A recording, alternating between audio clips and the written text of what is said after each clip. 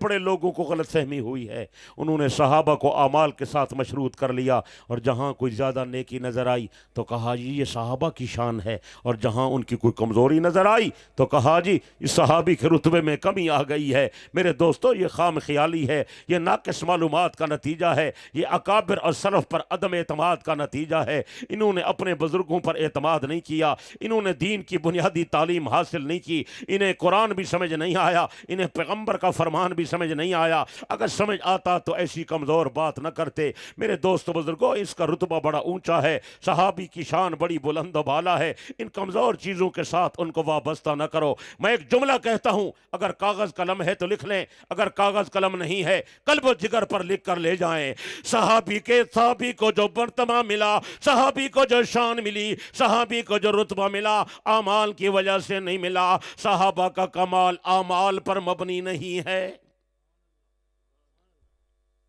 ذہن صاف کر لیں، صحابہ کا کمال اعمال پر مبنی، بولو یار، صحابہ کا کمال اعمال پر مبنی، نہ اعمال کی وجہ سے کوئی صحابی بنتا ہے اور نہ ہی کسی کمزوری کی وجہ سے اس کے رتبے میں کمی واقع ہوتی ہے۔ تین باتیں میں نے عرض کر دیں، وہ جس میں پائی جائیں گی وہ صحابی ہوگا۔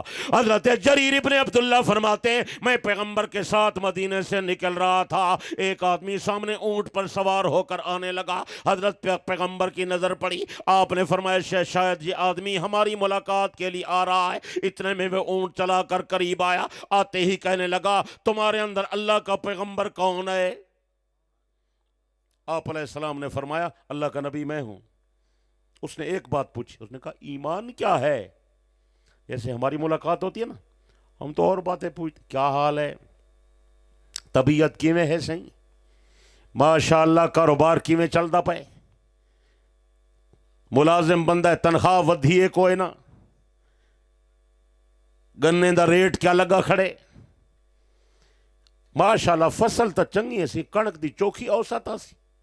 اساں ایک گل ہی پوچھتے، فلانا بندہ منج کھیندا ہے 20 کلو دودھ دینی پئی ہے، یہ سارے یہ تبصرے، لیکن پہلا دور اچھا دور تھا۔ وہ لوگ جب ایک دوسرے سے ملاقات کرتے تھے، دنیا کی باتیں بعد میں کرتے تھے، پہلی بات پوچھتے تھے ایمان کا کیا حال ہے۔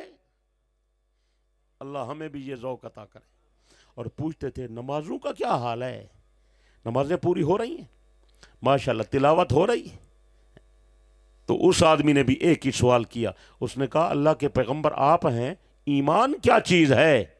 آپ نے فرمایا اللہ پاک کو مانو، واحد لا شریک مانو، خدا کے ساتھ شرک نہیں کرنا، اللہ شرک گوارا نہیں کرتا، میں اللہ کا پیغمبر ہوں، مجھ پر ایمان لاؤ، میں اللہ کا آخری نبی ہوں۔ اگر نماز کا ٹائم ہو جائے نماز ادا کرنا، اگر رمضان آ جائے رمضان کے روزے رکھنا، اللہ اگر مال دے دے زکوٰۃ بھی ادا کرنا، اور حج کرنے کے لیے بھی جانا۔ اس کے مقدر جاگ رہے تھے، اس نے پیغمبر کا دیدار کرتے ہوئے فوراً کہا اشہد اللہ الہ الا اللہ واشہد انک رسول اللہ، میں گواہی دیتا ہوں خدا کے سوا کوئی معبود نہیں، میں گواہی دیتا ہوں آپ اللہ کے سچے پیغمبر ہیں۔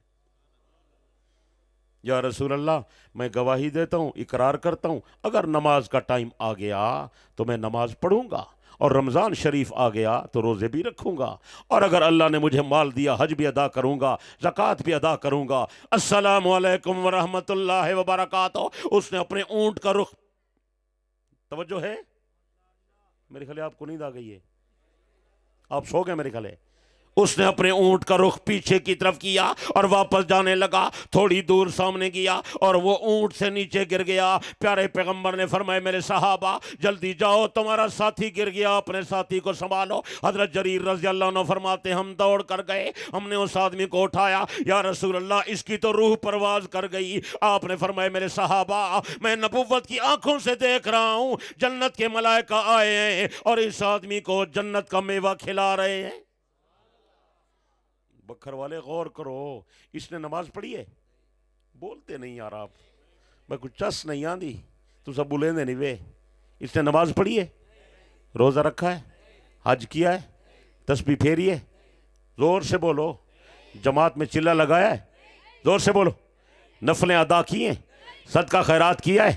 زور سے صحابہ نے پیغمبر سے اگلی بات بھی پوچھ لی، یا رسول اللہ یہ جنت کا پھل کھلانے کی مسئلہ سمجھ نہیں آیا۔ آپ نے فرمایا میرے صحابہ یہ آدمی سفر کے اندر تھا، اسے کھانے کو کوئی چیز نہیں ملی، آیا اور آ کر اس نے کلمہ پڑھ لیا اور میری ملاقات کر لی، اس کا ایمان پر خاتمہ ہو گیا، یہ میرا صحابی بن گیا۔ اللہ پاک نے فرمایا میرے ملائکہ یہ میرے نبی کا غلام بن گیا، میرے نبی کا تابعدار بن گیا، یہ میرے نبی کا صحابی بن گیا، اس کو صحابیت کا اونچا رتبہ حاصل ہو گیا۔ یہ بیچارہ بھوکا تھا، جلدی کرو جنت کا پھل لے آؤ اور اسے جنت کا میوہ کھلا دو۔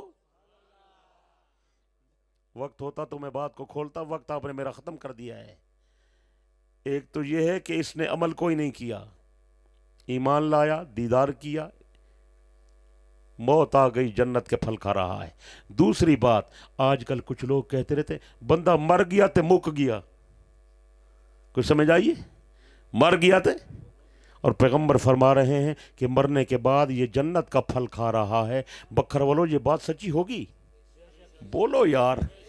اس سے معلوم ہوتا ہے مرنے کے بعد کوئی زندگی ہے، قبر کی کوئی زندگی، حشر کی کوئی زندگی، برزخ کی کوئی زندگی۔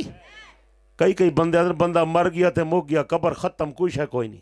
لا حول ولا قوت الا باللہ۔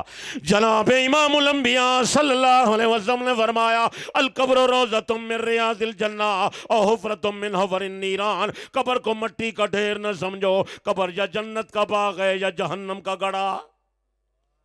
سچ ہے؟ بولو یار۔ اسی طرح میرے دوستو بزرگوں، ایک اور آدمی میدان احد میں آیا، نبی علیہ السلام نے اس کے بارے میں فرمایا یہ تو ہماری پارٹی کا آدمی نہیں ہے، اسے بلاؤ، یہ کون ہے؟ اس نے کہا میں بھی آپ کی محبت میں آیا ہوں۔ آپ نے فرمایا میری محبت فقط کام نہیں دیتی جب تک پہلے ایمان نہ لے آؤ۔ وہ آدمی پیارے نبی کے قریب آیا، اس کے بھی مقدر جاگے، اس نے آ کر کلمہ پڑھ لیا، اشہد اللہ الہ الا اللہ واشہد ان محمد رسول اللہ۔ عرض کرنے لگا آقا میں نے کلمہ پڑھ لیا ہے، آپ کی ملاقات کر لی، میرے بارے میں کیا حکم ہے؟ آپ نے فرمایا تلوار اٹھا کر میدان جنگ میں چلے جاؤ، اگر مار کر آؤ گے تو غازی بن جاؤ گے، اگر مر جاؤ گے تو شہادت کا رتبہ پاؤ گے۔ یہ آدمی تلوار اٹھا کر میدان جنگ میں شامل ہو گیا۔ بکر والو، اسے نماز پڑھنے کا موقع نہیں ملا، اسے حج کرنے کا موقع نہیں ملا، اسے تلاوت کرنے کا موقع نہیں ملا، اسے نفل پڑھنے کا موقع نہیں ملا، اسے کوئی نیکی کرنے کا موقع نہیں ملا، فقط پیغمبر کا کلمہ پڑھا، فقط پیغمبر سے ملاقات کی اور تلوار اٹھا کر میدان جہاد میں شامل ہو گیا، لڑتا لڑتا شہید ہو گیا۔ میرے آقا نے فرمایا میرے صحابہ اس بندے کی قسمت دیکھو، صبح میرا کلمہ پڑھا، شام کو جنت کی سیر کر رہا ہے۔ کوئی عمل کیا ہے یار؟ آپ بولتے نہیں ہیں۔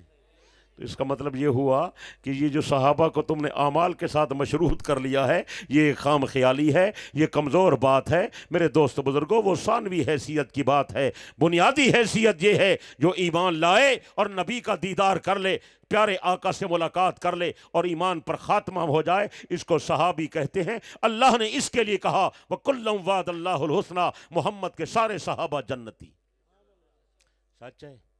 باقی رہی حضرات اہل بیت، تو یاد رکھ لیں اہل بیت بھی صحابہ میں شامل ہیں، الگ نہیں ہیں، کیونکہ نبی کا جو کلمہ پڑھے، اپنا ہو پرایا ہو، رشتہ دار ہو غیر ہو، مکی ہو مدنی ہو، عربی ہو اجمی ہو، جو پیارے نبی کا کلمہ پڑھے، ایمان لے آئے، ملاقات کر لے، اس کو صحابی کہتے ہیں۔ یہ تمام نبی علیہ الصلوۃ والسلام کے رشتہ دار، خاندان بنی ہاشم کے لوگ جنہوں نے آقا کا کلمہ پڑھ لیا، یہ تمام صحابہ میں شامل ہیں۔ صحابہ بھی جنتی ہیں، اہل بیت بھی۔ زور سے بولو یار۔